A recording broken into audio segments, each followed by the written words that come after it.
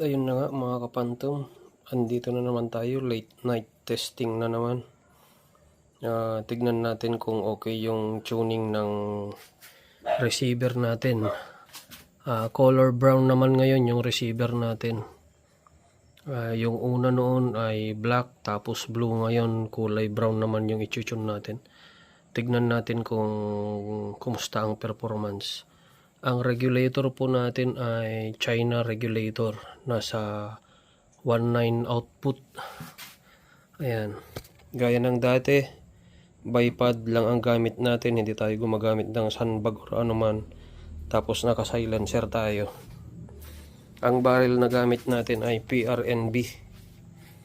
Ayan, tignan natin kung magandang patama natin sa China regulator, tapos maalog pa tong table natin, hindi ganun kay stable gaya ng table na yun. Ayan, testing natin kung maganda ang magiging patama natin.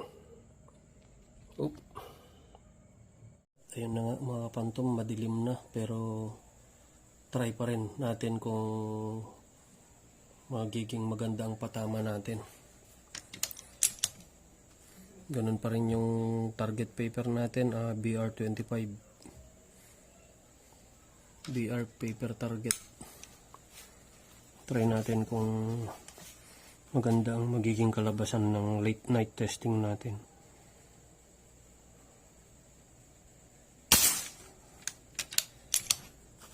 Nasa 985 plus FPS po yung unit natin.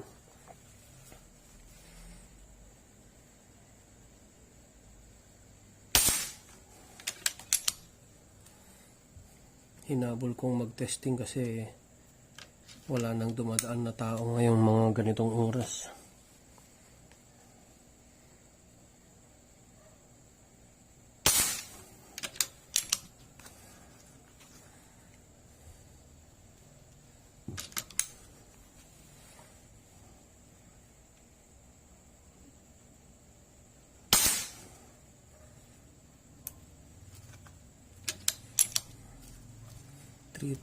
PSI yung karga ng tangke natin kanina. Tignan natin pagkatapos kung anong konsumo ng unit natin.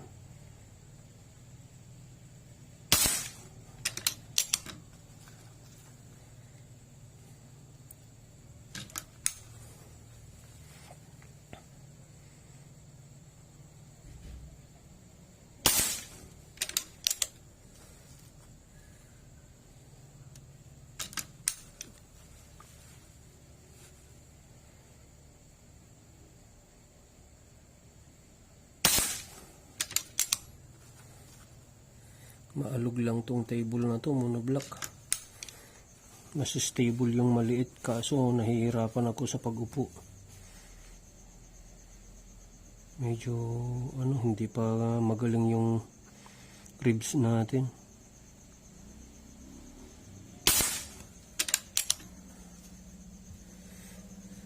.985 plus FPS.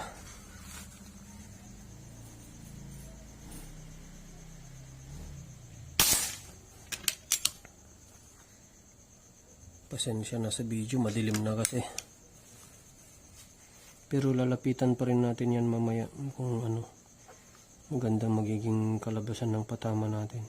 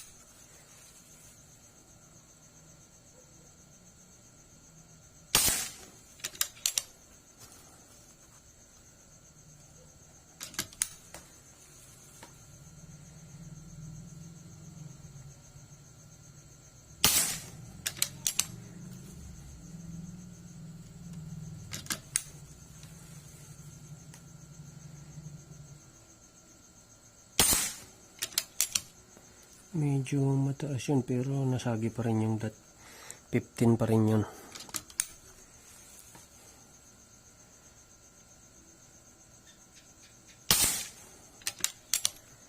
Nagalaw tong table natin, napapansin nyo naman siguro. Kahit naka-chassis tayo, pag ganitong magalaw ang table, wala pa rin.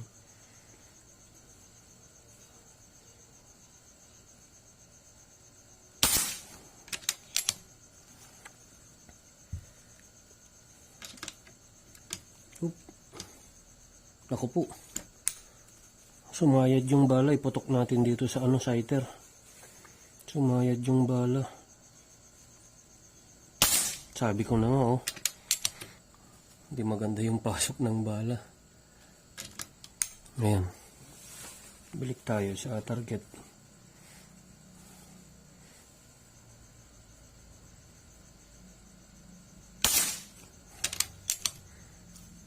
Ramdam mo kasi pag pumasok yung bala kung sumayad.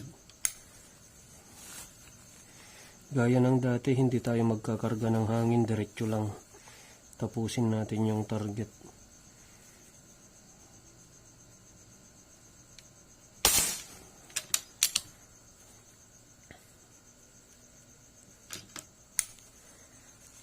Unsorted kasi yung pellet natin, kaya siguro UP yung kanina, kaya naramdaman ko na sumayad nung pumasok.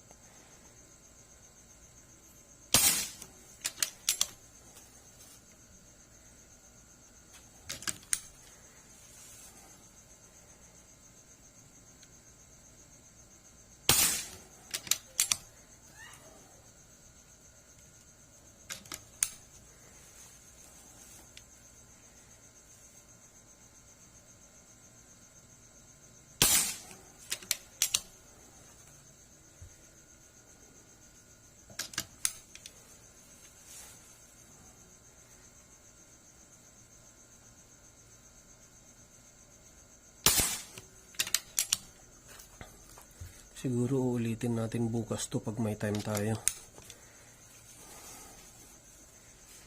Madilim na kasi.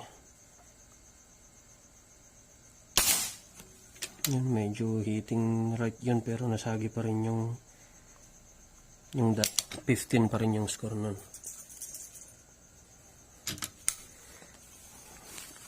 Nako.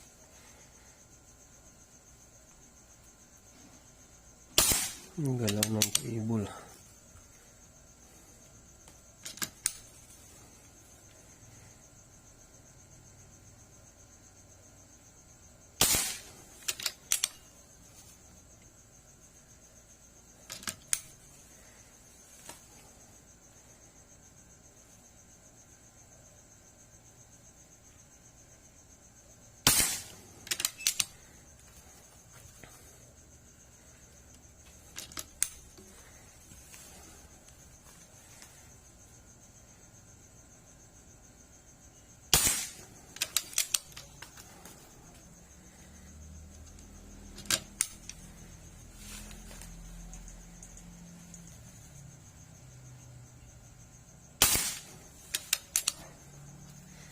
Ganito po ako mag-tune, hindi ako nagkakarga hanggang matapos yung target para makita ko yung yung sweet spot ng unit kung hanggang saan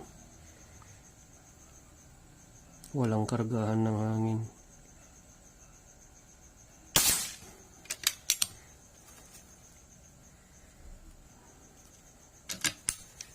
Di bale 40 shots po yan.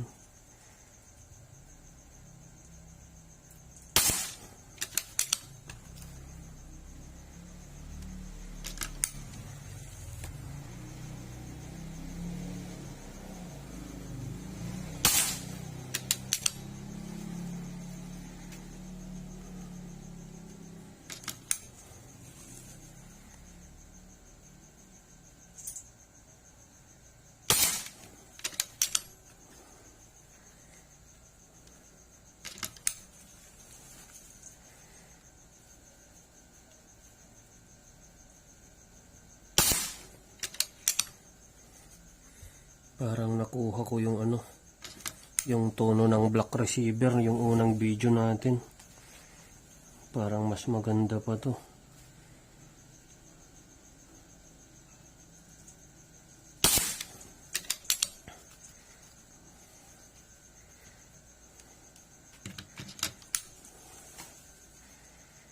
Daming X oh.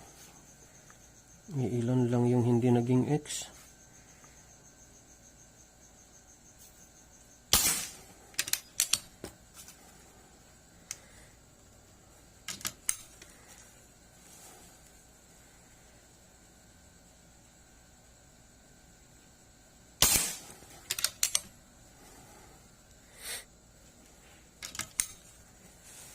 Last shot.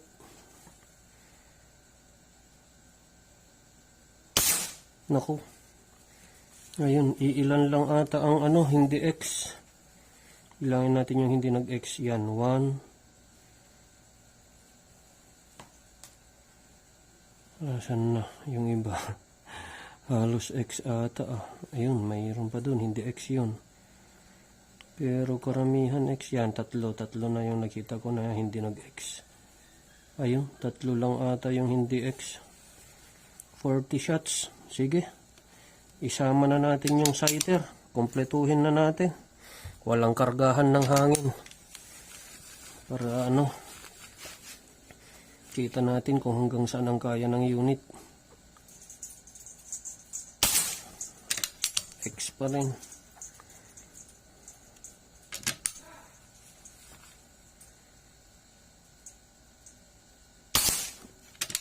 X pa rin.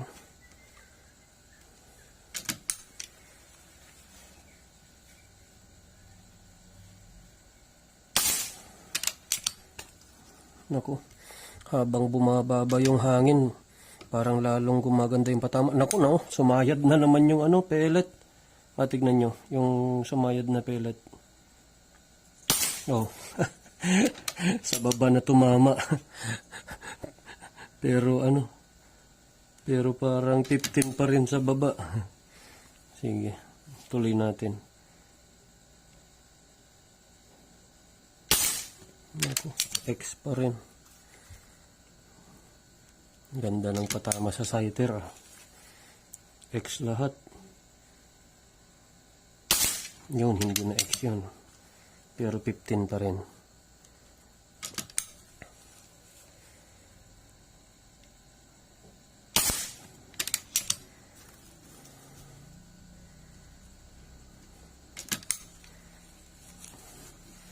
Walang kargahan ng hangin.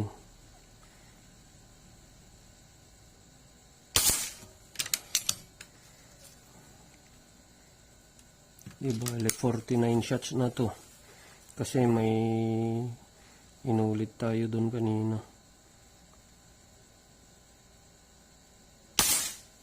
Naku, ganda ng patama ng sighter, panay X. Yung hindi pala, yung isa lang. Sa kabila, meron pa. Sige. Sama na natin.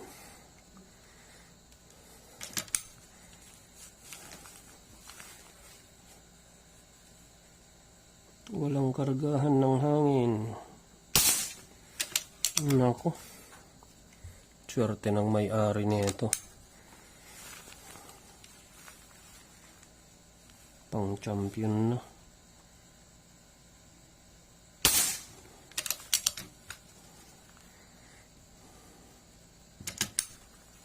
$49, 48, 49 shots na, 50, 51. Tapos eto may 3 pa, 4. Ayun. Yun lang, hindi ko napansin yun. Flyer na naman. Ulitin natin. UP siguro yun. Sabi na eh. Bad pellet. Hindi ko napansin yun ah. Tapusin ko na dito.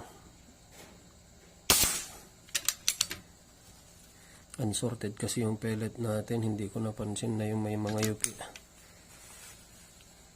Malaki kasi ang tiwala ko dito sa NB pellet. Kahit hindi ako mag-sort, talagang tiwala ako sa head size na ito. Ganda.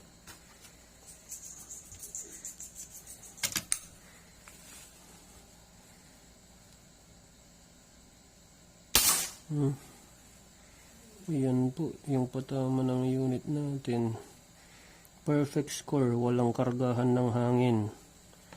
49, 50, 51, 52, 53, 54, 55 shots. Tignan natin.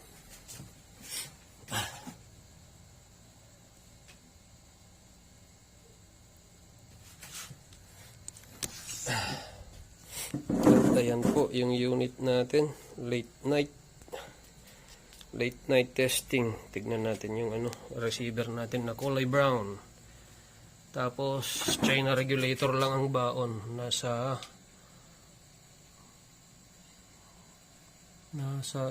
hindi ko na makita, nasa 3.8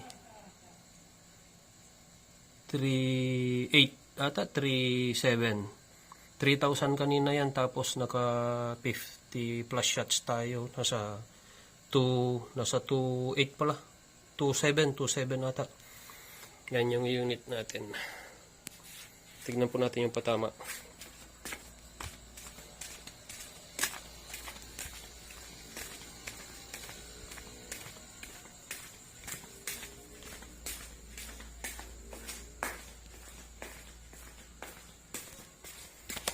At ayun na nga, mga kapantom, perfect score. Ang daming X, grabe sa X siya. Ayun, sinahali na natin yung sighter. Asan na yung kanina? Na-double na. Yan o. Yung dito tayo naka-focus pero dito tumama. Ayan po. Ganda ng patama. Ayan, thank you.